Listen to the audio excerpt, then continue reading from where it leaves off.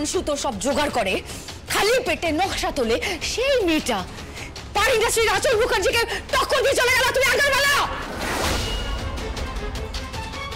হা করে কি দেখছো? তাকিয়ে আছো কেন? উত্তর দিচ্ছ না কেন এখন? তুমি কিন্তু আমার সঙ্গে বাজে ব্যবহার করছো। তা নয় তো আর কি করবো? কেন এত বছর ধরে তাহলে পার ইন্ডাস্ট্রি তোমাকে এতগুলো টাকা দিয়ে পুষছে বলো? আচল, কি বলছো কি তুমি? যা বলছি তুমি বুঝতে পেরেছো। You're nothing but a paid staff. মাথায় রেখো। আমি তোমার মামা হই। থাক, সম্পর্ক দেখিও না, একদম সম্পর্ক দেখিও না। আমার কাছে বিজনেস সবার ওপরে, কোন সম্পর্ক ভ্যালু নেই আমার কাছে। শুনতে পেয়েছো? আমার কাছে ইম্পর্টেন্ট সাকসেস, আমার কাছে ইম্পর্টেন্ট বিজনেস। এই শব্দের বাইরে আমার কাছে কোনো শব্দের মানেই নেই। শাড়িগুলো কি করে পৌঁছলো ডিস্ট্রিবিউটরদের কাছে? কি করে শাড়িগুলো পৌঁছালো ডিস্ট্রিবিউটরদের কাছে? ওই শাড়িগুলো আজকে ইন্ডিয়াতে ছড়াচ্ছে, কালকে সারা পৃথিবীতে ছড়িয়ে পড়বে। আর সেই শাড়িগুলোর উপরে শোলকের কোম্পানির ছাপ আছে। তুমি বুঝতে পেরেছো আমি কি বলছি? বুঝতে পারছো তুমি? আমার জ্বলছে ভেতরটা, জ্বলছে আমার ভেতরটা। মানতে পারছি না আমি একটা 3 বছরের মেয়ে চোখের সামনে দাঁড়িয়ে চ্যালেঞ্জ করে নিজের হাতে শাড়ি তৈরি করে সেই শাড়িগুলোতে নিজের কোম্পানি ছাপ্পা লাগিয়ে ডিস্ট্রিবিউটরদের কাছে বিক্রি করে দিল। আটকাতে পারলাম না আমরা। চুপ করে আছো কেন? আটকাতে পারলাম না আমরা। আচ্ছা ঠিক আছে, তুমি মাথা ঠান্ডা করো, একটু শান্ত হও। আমি ভাবছি কি করা যায়। কি করে মাথা ঠান্ডা করবো মম? কি করে আমি মাথা ঠান্ডা করবো বলো? যদি ভাবো তো ওদের শাড়ির কোয়ালিটি ভালো হয় মম, ওদের আরো ডিমান্ড বাড়ে। যদি একটা প্যারালাল বিজনেস ক্রিয়েট করে ওরা, প্যারালাল ইন্ডাস্ট্রি, কোথায় যাবো আমরা? কোথায় যাবো বলো? বলতে পারো? যদি ওরা রিটেলারদের ধরে নেয় মম, আমি ভাবতে পারছি না। তুমি চুপ করে আছো কেন? কথা বলো। থামাতে হবে, ওদের থামাতে হবে। থামাবে মম? কিভাবে? ওয়েট, দাঁড়াও। এই শোলক রাহুল দত্তাকে ম্যানেজ করেছে, সেখান থেকে অর্ডারটা নিয়েছে। আমাদের ওই রাহুল দত্তাকে থামাতে হবে। মানেটা কি সেটা আমি বুঝিয়ে বলছি, পল্লব তুমিও শোনো। দেখো আমরা যদি এটা খেয়ে নিন।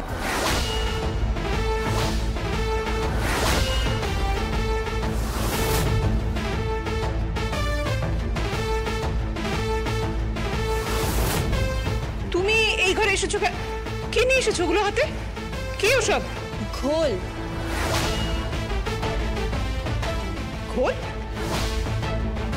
হ্যাঁ ঘোল, খাওয়াবো, খেয়ে নিন, মাথা ঠান্ডা হবে।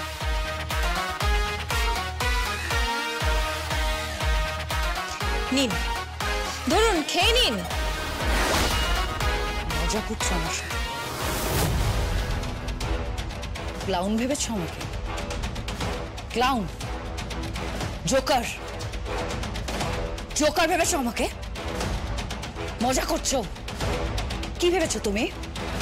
1 লাখ শাড়ি পাঠিয়ে বাজিবাদ করে দিয়েছো তুমি আমায়। সবে তো শুরু হলো, কিন্তু শুরুতেই যা দেখছি আপনার রক্তচাপ বেড়ে গেছে।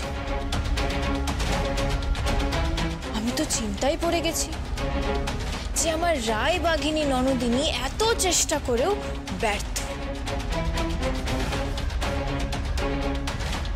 মাথা গরম হয়ে যাচ্ছে। ঘোলটা খাবেন না মাথায় ঢেলে দেবো? শোলক, এত স্পর্ধা তোমার? তুমি ওকে বলছো? ওকে ঘোল মাথায় ঢালবে? আগের দিন হলে তো মাথায় ঘোল ঢেলে গাধার পিঠে চড়িয়ে গোটা গ্রামে ঘোরাতাম এই লোকটাকে। এই কি বলছো কি তুমি? তোমার সাহস দেখে আমি অবাক হয়ে যাচ্ছি। তাই নাকি? এখনো অবাক হন?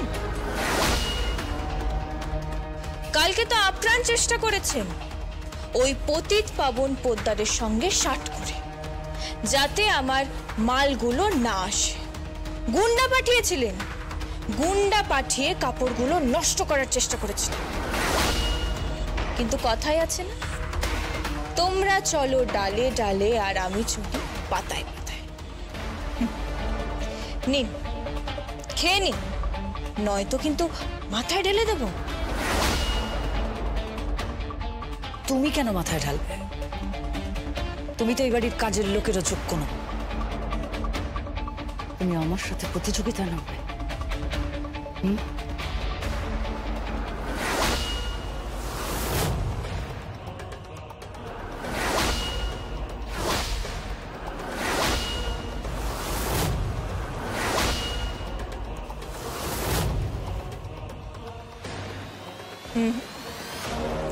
এই ভুলটা করবেন না রায়বাঘিনী ননদিনী। ঘোল খাওয়ানো দিয়ে শুরু করলাম, শেষটা কিন্তু ল্যাচে গোবরে হবে।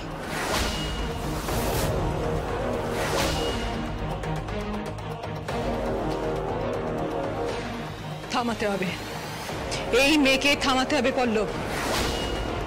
হ্যাঁ, হুকুম করো। আমি তো তোমাদের পেড স্টাফ, কর্মচারী।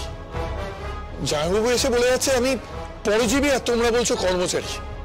লাথি ঝাঁটা খেয়ে এখানে পড়ে আছি। এই একদম নাটক করবে না তুমি, একদম নাটক করবে না। কোম্পানি থেকে কম টাকা সরাও তুমি, কিছু জানি না ভেবেছো? দিদি, দিদি তুমি দেখেছো কি সব বলে যাচ্ছে আমাকে? আরে ও ঠিকই বলছে, এখন ওসব কথায় কান দিও না তো, আসল কথাটা শোনো, কি করতে হবে সেটাতে মন দাও। শোনো, যেভাবেই হোক এই শোলককে থামাতে হবে। আমাদের নাকের ডগা দিয়েও একটার পর একটা কাজ হাসিল করে নেবে, এটা তো হতে পারে না। তুমি বুঝতে পারছো ও আমাদের সঙ্গে প্রতিযোগিতায় নামতে চাইছে, সেটা অ্যালাউ করতে আমরা পারি না। একটা আকাশে একসঙ্গে দুটো সূর্য থাকে না পল্লব। তাই আমি যেটা বলছি মন দিয়ে শোন।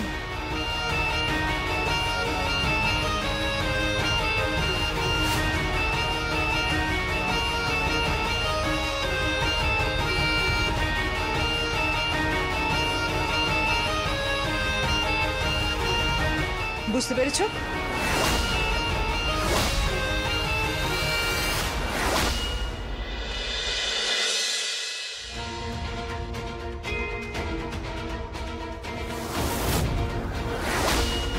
তুই এই ঘরে ঢোকার আমার কোনো ইচ্ছে ছিল না, কিন্তু বাধ্য হয়ে এলাম এই খবরটা পেয়েছে তুই আমার সাথে লড়াইয়ে নেমেছিস। কি বলছিস তুই? হ্যাঁ, আমার শাশুড়ি মা তাই বলছে, আমার ননদও তাই বলছে, সবাই বলছে। তুই যা যা শাড়ি বানিয়েছিস সেই শাড়িগুলো